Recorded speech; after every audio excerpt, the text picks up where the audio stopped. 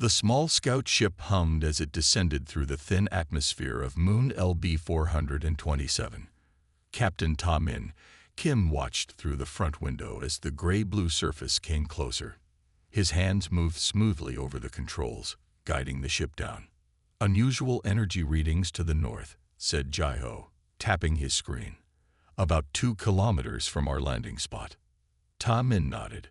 "We'll check it after we set up camp." The ship touched down on a flat area between tall rock formations. Dust swirled around them as the engines powered down. The team of 4 humans put on their breathing masks and stepped outside. "Cold," said Ha-Won, the team's young scientist. -15 degrees. "The suits will keep us warm," Ta Min said. "Let's set up the base quickly." They worked for an hour, setting up the small shelter that would be their home for the next few days. Moon LB 427 was not supposed to have any life forms. They were here only to collect mineral samples. As they finished setting up, Su Bin, the communication expert, pointed to the north. "The energy readings are getting stronger. Should we check now?" Ta Min checked his watch. "Yes, we have 4 hours of daylight left. Let's go." They took the small rover and drove north. The landscape was mostly flat, with strange rock formations rising up now and then. The sky above them was a deep purple color, with the gas giant planet Cronus hanging huge in the distance. "Energy readings are very strong now," Jai-Ho said after they had traveled for 20 minutes. "Just over that ridge." Ta Min stopped the rover at the bottom of a small hill. "We'll continue on foot. Stay alert." They climbed the hill slowly. When they reached the top, all 4 humans stopped and stared. "What is that?" whispered Su Bin. In the valley below them was a huge animal. It looked like the ancient earth mammoths Ta Min had seen in history books, but much stranger. It had 6 thick legs instead of 4. Its body was covered with blue-white fur that seemed to glow faintly in the shadows. 2 enormous tusks curved up from its mouth, with strange crystal formations growing on them. The creature was lying on its side. It wasn't moving much, but they could see it was breathing. "It's alive," said Ha-Won, excitement in her voice. "An actual alien life form." Jai-Ho was scanning the creature with his device. "It's huge, at least 15 meters long. But it's very weak. Look at how thin it is." Ta Min could see the creature's ribs showing through its fur. It looked sick or starving. "There are marks in the ground," said Su Bin, pointing around the valley. "Look, many heavy footprints. And over there, those are landing marks from ships." Ta Min looked where she was pointing. She was right. The ground showed clear signs that many similar creatures had been here, along with ships. But they had all left. "They abandoned it," he said quietly. "Its own kind left it behind." Jai-Ho continued scanning. "According to these readings, this animal belongs to the Huan species. Remember our briefing. The Huan are those advanced aliens who travel in large groups through this sector." "But why would they leave one of their animals behind?" asked Ha-Won. Jai-Ho looked at his scanner again. "This one is smaller than normal. Weaker. Its life signs are low. I think they left it because it couldn't keep up." Ta Min felt something twist in his chest as he watched the creature struggle to breathe. It made a low, sad sound that echoed around the valley. "Our orders are clear," said Jai-Ho firmly. "We don't interfere with alien species. We should return to camp and report this." Ta Min didn't answer. He kept looking at the abandoned creature, alone and dying on this cold moon. "Captain," Jai-Ho said, "we should go." But Ta Min had already started walking down the hill, toward the alien mammoth. "Captain, come back," Jai-Ho called, but Ta Min kept walking down the hill. The huge creature raised its head slightly as Ta Min approached. Its eyes were large and dark blue, like deep ocean water. It made a low rumbling sound. "Be careful," Ha-Won said, hurrying to catch up with Ta Min. "We don't know if it's dangerous." Ta Min moved slowly. "Look at it. It's too weak to hurt anyone." He stopped 10 meters from the creature. Up close, it was even more impressive. The glowing blue-white fur pulsed faintly with light. The crystal formations on its tusks caught the dim sunlight and broke it into rainbow colors. "Hello there," Taimin said softly. The creature's large ears moved at the sound of his voice. It tried to lift its head again, but seemed too weak. Su Bin joined them, holding her translation device. "Try speaking again. This might pick up anything it says back." "My name is Taimin," he said. "We want to help you." The translation device made a series of clicking sounds, trying to convert his words into something the creature might understand. The mammoth-like animal blinked slowly. A deep rumbling sound came from it, and Su Bin's device flashed.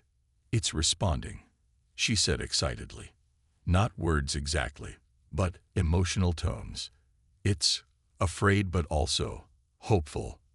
Jaiho finally joined them, looking unhappy. "Captain, this is against protocol." "I know," Taimin said. He reached into his pack and pulled out a nutrition pack. "But I can't just leave it here to die." He opened the pack and slowly approached the creature. It watched him with those huge blue eyes. "Do you think it eats like Earth elephants?"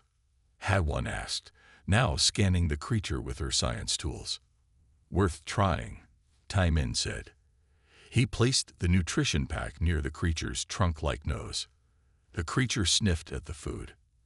After a moment, it slowly extended its trunk and picked up the pack. It put the food in its mouth and chewed weakly. "It's eating," Su Bin said happily. HFY was looking at her scanner with interest. "Captain, this is fascinating. The creature isn't just weak. It has a specific problem. Its body can't process certain minerals that are crucial for its species. It's a genetic difference. So that's why they left it behind?" Taimin asked. "Probably. The HFY travel long distances through space. They couldn't afford to care for a member that needs special help." The creature finished the food and made another rumbling sound. Su Bin's translator flashed again. "It's thanking us, I think," she said. "And it's sad." Taimin stepped closer and gently touched the creature's trunk. It was warm and soft, with a texture like velvet. "We need to name it," he said. "Captain, we are not keeping it," Jaiho said firmly. "I didn't say we were keeping it, but I can't just call it creature while we help it." HFY looked at the glowing blue-white fur. "How about Seol? It means snow in our language." The creature made a soft sound when she said the name. "I think it likes it," Su Bin said. "Seol it is," Taimin agreed. He turned to Jaiho. "We need to bring supplies from the ship. HFY, can you develop something to help with its mineral problem?" HFY nodded. "I can try to create a synthetic enzyme that might help, but it will take time." "Then we'll make camp here," Taimin decided. "The captain of the main ship won't approve of this," Jaiho warned. Taimin looked at Seol, who was watching them with those intelligent blue eyes. "Then we won't tell him until we've helped this creature. No living being deserves to be abandoned just because it's different." As if understanding his words, Seol made another rumbling sound and gently touched Taimin's hand with its trunk. "I think we just made our first real alien friend," Su Bin said, smiling behind her mask. Taimin nodded. "And friends don't leave friends behind." 3 days passed. The team built a small camp near Seol. They brought equipment from their ship to help the alien mammoth. HFY worked day and night in their portable lab. On the morning of the 4th day, she emerged with a smile. "I think I'd done it," she said, holding up a container with blue liquid. "This synthetic enzyme should help Seol process the minerals its body needs." Taimin nodded. "Let's try it." They mixed the blue liquid with water and some food. Seol was already more alert than when they first found it. The creature watched them with curious eyes as they approached with the mixture. "Here you go, Seol," Taimin said, offering the food. Seol sniffed it carefully, then took it with its trunk and ate it. They all watched, hoping for signs of improvement. "It will take time to see results," Ha-One warned. Maybe days. Jai-Ho checked his communication device. Captain, we have another problem. The main ship is asking why we haven't returned yet. Our mission was only supposed to last 5 days. Tell them we found something interesting and need more time, Tai-Min said. They won't accept that for long, Jai-Ho warned. Su-Bin was sitting near Seal, watching the creature with fascination. Look, she said suddenly. What is it doing? Seal had started moving small rocks with its trunk. It placed them in a pattern on the ground. The humans watched as a clear design formed. It's making a picture, Ha-One said in surprise. Those are stars. Indeed, Seal had arranged the rocks to show the pattern of stars visible in the night sky above them. It's more intelligent than we thought, Tai-Min said. Not just an animal. It can think and create. While the others watched Seal, Dae-Sung, who had stayed with the ship until now, came running into the camp. Captain, he called. I picked up signals. Strong ones. Coming from the edge of this system. What kind of signals? Ta-Min asked. They matched the patterns of Huan ships. A lot of them. I think they're coming back to this moon. Everyone looked at Seal. The creature had stopped arranging rocks and was looking to the sky. Its ears were moving, as if it could hear something they couldn't. It knows, Su-Bin said quietly. Somehow, it knows they're coming. How long do we have? Ta-Min asked Dae-Sung. 3 days, maybe 4. They're moving fast. Ha-One checked her instruments. Seal is already showing small improvements from the enzyme, but it needs more time to fully recover. We can't leave yet, Tai-Min decided. What if the Huan come back to hurt Seal, or take it away before it's strong enough? Or what if they're angry we interfered? Jai-Ho added. The Huan are not known for being friendly to those who meddle in their affairs. Tai-Min thought for a moment. Su-Bin, can you intercept any of their communications? We need to know why they're coming back. Su-Bin nodded and hurried to set up her equipment. After an hour, she returned with a worried look. I caught some transmissions, she said. They consider this moon their territory. If they find us here, especially helping one of their creatures, they might see it as trespassing. So we could create a diplomatic problem, Jai-Ho said. But we can't abandon Seal now. Tai-Min insisted. He walked over to the creature, who seemed to sense his worry. Seal gently touched Ta-Min's shoulder with its trunk. At that moment, Ha-One gasped. Everyone, look at this. She held up her scanner. Seal's brainwave patterns. They're remarkable. Not just intelligent, but there's something special here. Something the Huan might not have noticed. Ta-Min looked at Seal's gentle eyes. Then we have 3 days to find out what it is. Maybe if we understand Seal better, we can convince the Huan of its worth when they arrive. Seal made a low, rumbling sound. The translation device blinked with a simple message. Friend. By the next morning, Seal was standing. The team watched in amazement as the alien mammoth walked slowly around the valley. Its movements were still careful, but much stronger than before. The enzyme is working, Ha-One said happily. Look how much better Seal is moving. Tai-Min smiled. Good work. They followed as Seal walked to a small pool of water. The creature drank deeply, then used its trunk to splash water on its glowing fur. The water made the fur shine even brighter. Beautiful, Su-Bin whispered. Suddenly, Seal raised its head. Its large ears moved back and forth. It made a low warning sound. What's wrong? Ta-Min asked, looking around for danger. The sky was clear. Their scanners showed nothing unusual, but Seal was now pawing at the ground, clearly upset about something. Maybe it senses something we can't, Ha-One suggested. 2 hours later, they got their answer. Dark clouds appeared on the horizon. Within minutes, the wind picked up, howling across the valley. Storm coming, Dae-Sung said, checking his weather scanner. A big one. But strange, it didn't show up on our forecasts. Electromagnetic storm, Jai-Ho said, looking at his own device. Our equipment couldn't detect it until now. These can be dangerous. Ta Min looked at Seal. The Mammoth knew. It sensed the storm hours ago. They hurried to secure their camp as the storm grew closer. The sky turned dark purple. Lightning flashed, but with strange blue and green colors. "This is bad," Jai-Ho shouted over the wind. "These storms can damage our equipment, even our ship." Seal moved to the humans and made urgent sounds. It used its trunk to gently push at Ta Min's back. "I think it wants us to follow," Ta Min said.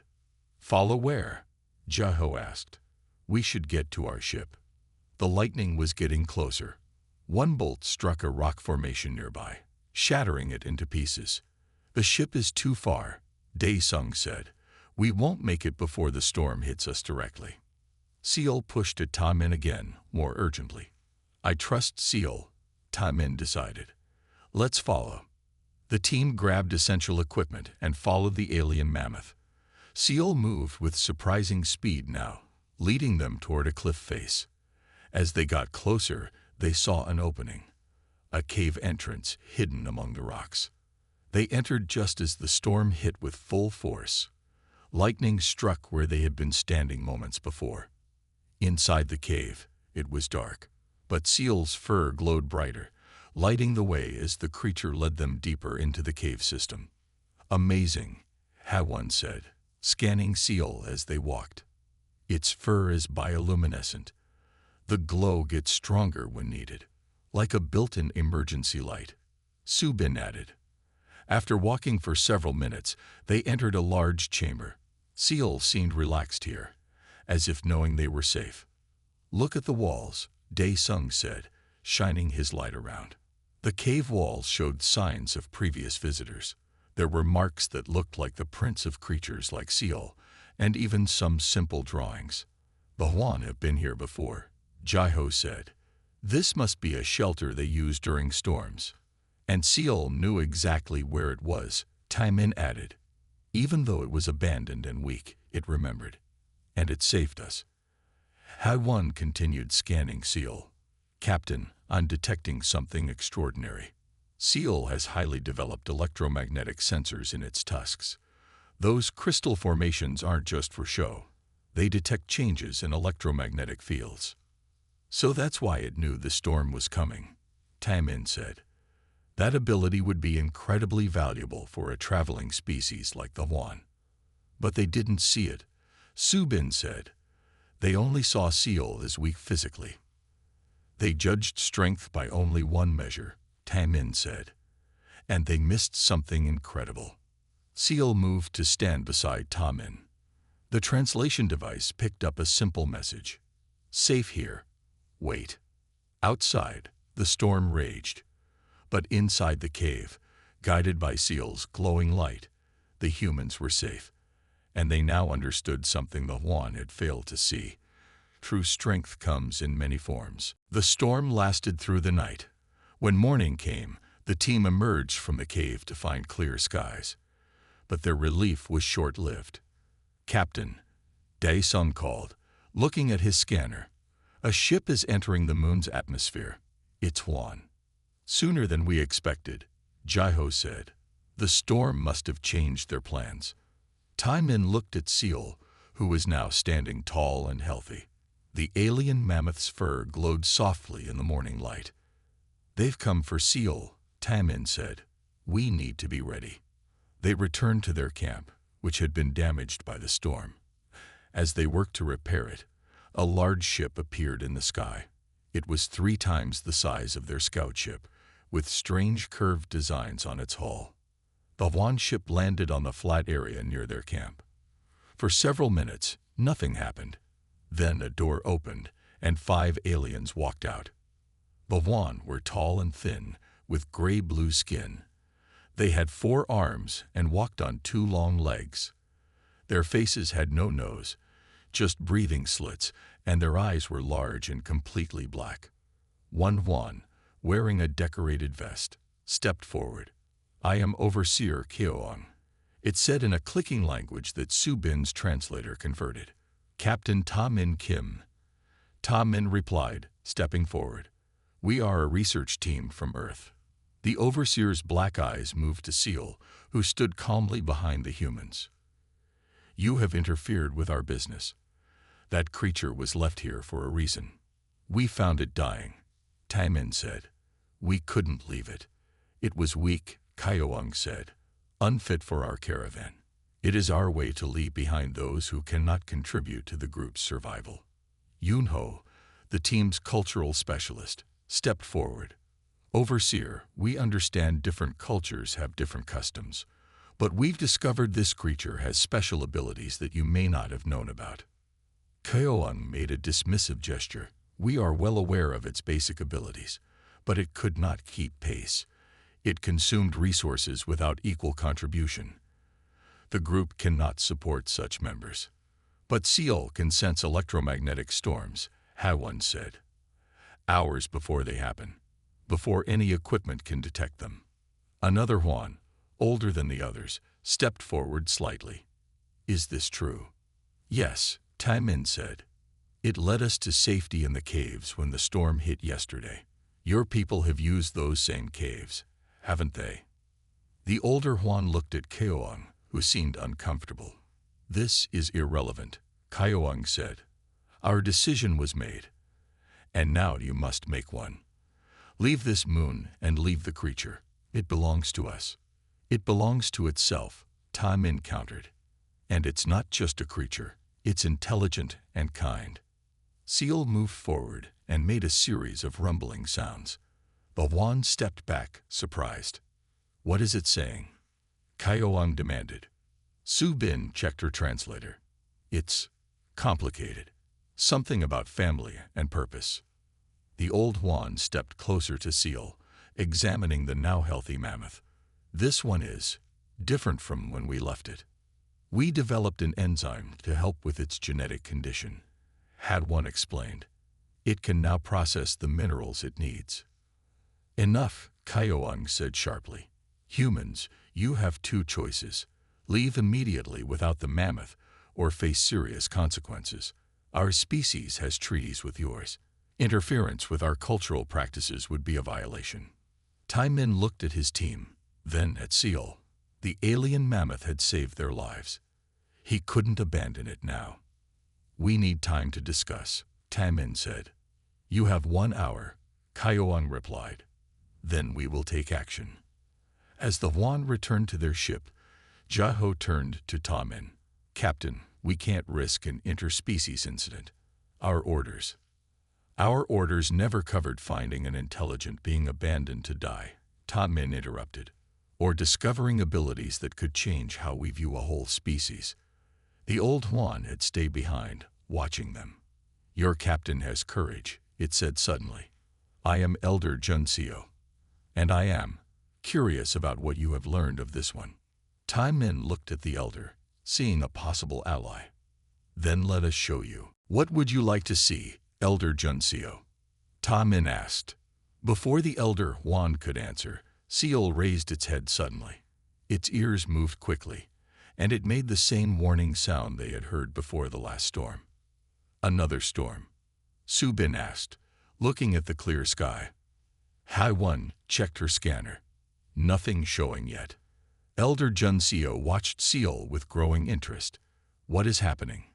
"Seal senses electromagnetic storms before our equipment can detect them," Taimin explained. "Last time, it gave us hours of warning." The elder's black eyes widened. "This is unexpected." Daesung ran from their damaged camp. "Captain, all our systems are going crazy. Something big is coming, much bigger than yesterday's storm." As if on cue, the sky began to darken at the horizon. The darkness spread quickly, with strange purple and green lights flashing within the clouds. Elder Junseo looked alarmed. "This is a Class 5 storm. They are very rare and extremely dangerous. Our ship." A loud alarm sounded from the Huan vessel. Overseer Kyoang and the other Huan rushed out, looking up at the rapidly darkening sky. "Our ship's systems are failing," Kyoang called. "The shields cannot handle this level of electromagnetic disturbance." "Our ship too," Jaiho reported. All systems down. The wind picked up quickly, howling across the valley. Lightning struck nearby, with strange colors and patterns unlike anything on Earth. Seal moved urgently, pushing at Ta Min and the other humans, then looking toward Elder Junseo and the other Wan. It wants us to follow again, Ta Min said. He called to the Wan. Your ship won't protect you from this. We need to get to the caves. Kyoang hesitated, clearly not wanting to take orders from humans, but Elder Junseo moved toward Seal. Listen to them, the elder ordered. I remember stories of storms like this from my youth.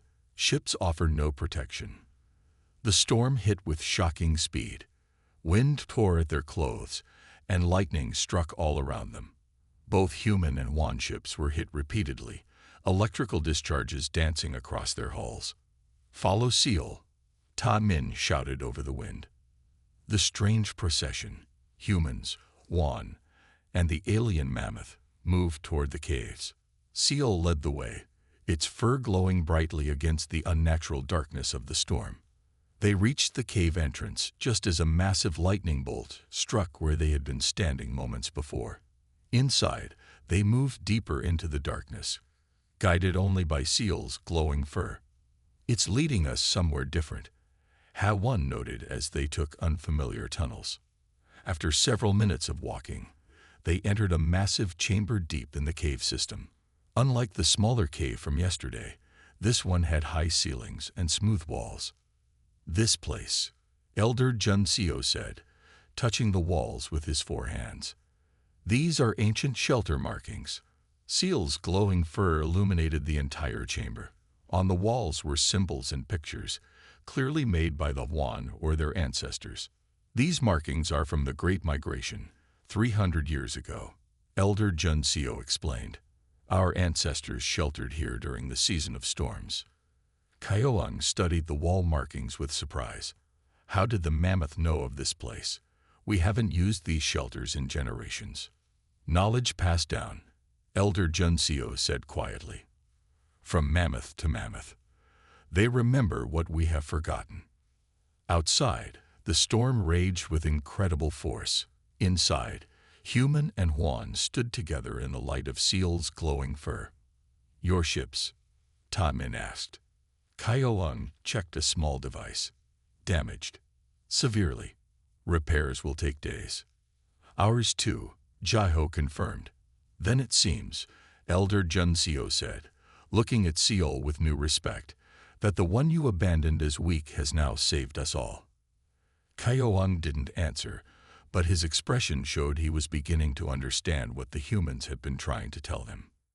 Seal moved to the center of the chamber and made a soft, rumbling sound. For once, they didn't need a translator to understand its meaning. We are all safe now. For 2 days, the storm raged outside.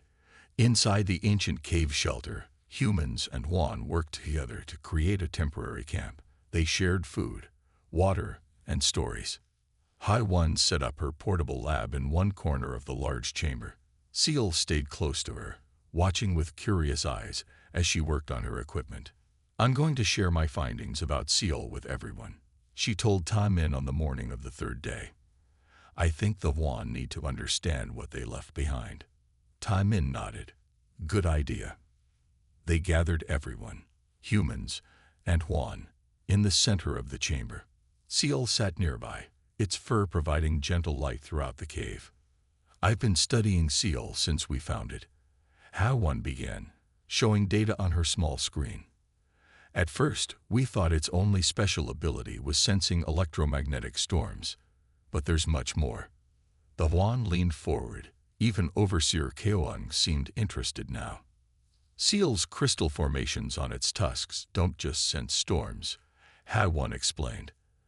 They can detect tiny changes in the electromagnetic field of any planet or moon. This would be incredibly useful for navigation through space. We use complex equipment for that, Wan said. Equipment that failed during the storm, Jaiho pointed out. Ha-One continued. Also, Seal's fur doesn't just glow. The bioluminescence changes based on what Seal wants to communicate. It's a form of language. To demonstrate, she asked Seal a question. The patterns in the creature's fur shifted, creating subtle waves of light. Amazing, Elder Junseo whispered. But most importantly, Hawan said, Seal's brain shows signs of vast memory storage. It doesn't just remember this cave. It remembers hundreds of safe places, dangerous areas, and resource locations across many star systems. Kyoang stood up. If this is true, why couldn't it keep up with our caravan? Why did it slow us down? Because of its genetic difference, Hawan explained. It couldn't process certain minerals, which made it physically weak. But that same genetic difference enhanced its other abilities. Its brain, its senses, its memory, all are stronger than normal. The cave fell silent. The Huan looked at each other, then at Seal. Elder Junseo finally spoke. Our ancestors viewed the mammoth creatures differently. He touched the wall markings.